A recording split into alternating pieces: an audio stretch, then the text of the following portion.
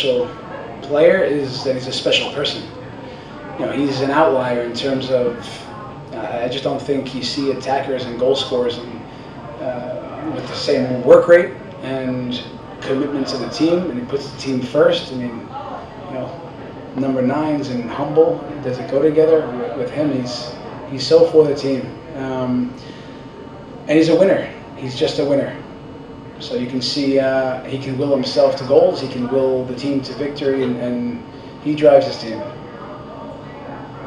Go to Christian along the wall. Since everyone else is asking 2 questions, I'll ask 2 questions too. First, last week the substitution came in a little late. This week I think you used all 3 before the 70th, 72nd minute. Was that about heat, humidity, conditions, what the match called for? And then second question, can you just talk about Sean Davis, his impact? He's a little bit overlooked this year, what he's been doing on the field and just what he means to this team. Yeah, I think Sean Davis continues to grow as a soccer player, understanding how to play the 6 and what the game needs, and he grows as a leader. You can see that he's the guy, when you scour video after games, he's the guy pointing, organizing, and controlling things out there. So over the course of these years, he continues to grow in all ways and be a big piece, big player here. In terms of substitutions, listen, tonight's demands were different from last time, and the next game will be different from this one. As a staff, we'll always look at what does the game need.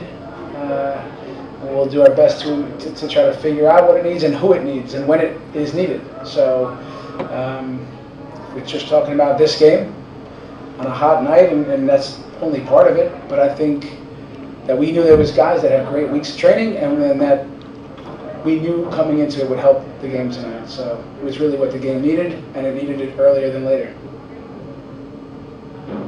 Go to Jake in the front. You guys obviously went against Peter Verbs tonight with Kansas City, who's the longest tenured coach in the league. How do you approach that as someone? How do you approach that battle as someone that's fairly new to the job? It's fairly new to the job. Yeah, look, I mean, I'm not new to the league, and I'm not new to the sport, and I'm not new to understanding how other teams play.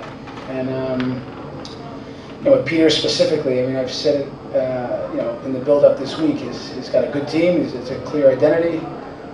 They understand their roles with the ball, against the ball, and transition. So we can see that in preparation it was difficult because there's a lot to his team. So we knew it would test us.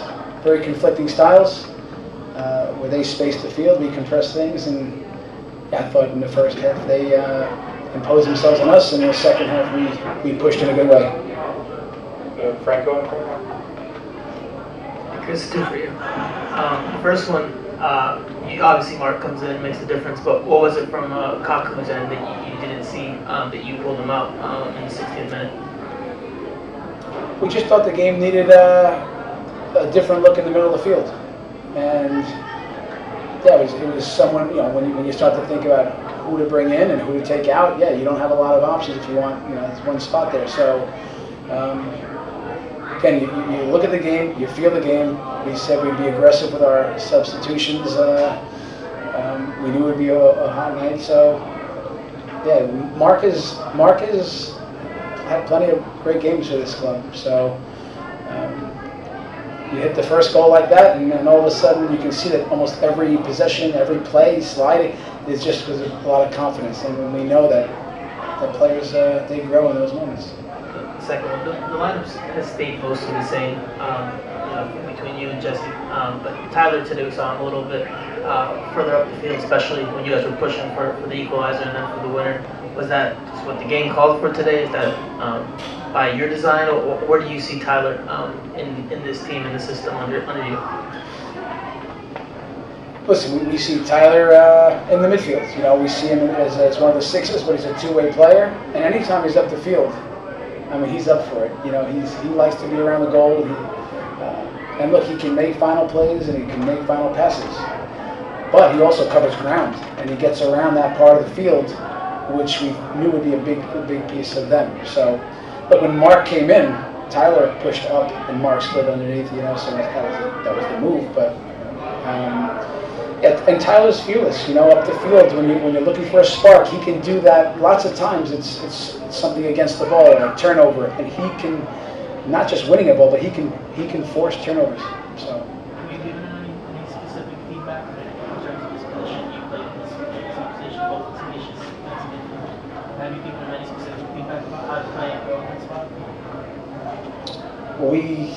Like I said earlier, we scour video, we look hard at ourselves, we try to learn from the good things, we try to challenge ourselves to be better. So with him, what makes him so special is, I think we all know, his personality and his courage, but he's always willing to learn. He comes to work to learn. He's a student of the game, and he stays after. So yeah, he's always looking for feedback, and we're always looking to see how we can help him grow. Thanks, Chris. Thank you, guys.